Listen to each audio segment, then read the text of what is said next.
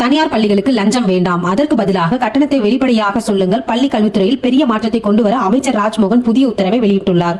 தனியார் பள்ளிகள் இனி உரிமை பெறவோ புதுப்பிக்கவோ எந்தவித லஞ்சமும் கொடுக்க வேண்டிய அவசியம் இல்லை என்று அவர் தெளிவாக தெரிவித்துள்ளார். அதற்கு பதிலாக பள்ளிகள் தங்களது கட்டண விவரங்களை பெற்றோர்களுக்கு வெளிப்படையாக அறிவித்து நியாயமான கட்டணத்தை மட்டும் வசூலிக்க வேண்டும் என வலியுறுத்தியுள்ளார். மேலும் தமிழகத்தின் பள்ளி கல்வித்தரத்தை மற்ற மாநிலங்கள் மட்டுமல்ல உலக நாடுகளும் முன்னுதாரணமாக மாறுவதே அரசின் நோக்கம் என்று கூறினார். அரசு பள்ளிகளில் விளையாட்டிற்கு அதிக முக்கியத்துவம் வழங்கப்படும் என்றும் வாரத்திற்கு 40 பாடவேளைகளில் 8 பாடவேளைகள் உடற்கல்வி மற்றும் பிற திறன் வளர்ப்பு செயல்பாடுக்காக ஒதுக்கப்பட்டுள்ளதாகவும் தெரிவித்துள்ளார். அதேபோல் தமிழகம் முழுவதும் படிப்படியாக ஸ்மார்ட் வகுப்பறைகள் அமைக்கப்படும் என்றும் பள்ளிகளில் குடிநீர் மற்றும் கழிப்பறை வசதிகளை மேம்படுத்துவது அரசின் முதல் முன்னுரிமை என்றும் கூறினார். மதுரை தாவேகா எம்எல்ஏ தனது மகளை அரசு பள்ளியில் சேர்த்தது பாராட்டத்தக்க நடவடிக்கை என்று அமைச்சர் குறிப்பிட்டார். மேலும் கட்டாய கல்வி உரிமை சட்டத்தின் கீழ் பயிலும் மாணவர்களுக்கான கட்டணத்தின் பெரும் பகுதியை அரசே செலுத்துவதால் அந்த திட்டத்தை முழுமையாக செயல்படுத்த தனியார் பள்ளிகள் ஒத்துழைக்க வேண்டும் என்று கேட்டுக்கொண்டார். லஞ்சம் இல்லாத நிர்வாகம், வெளிப்படையான கட்டணம் நடைமுறை, தரமான கல்வி என்ற 3 இலக்குகளை நோக்கி பள்ளி கல்வித்துறை நகர்ந்து வருவதாக அமைச்சர் ராஜ்மோகன் தெரிவித்துள்ளார்.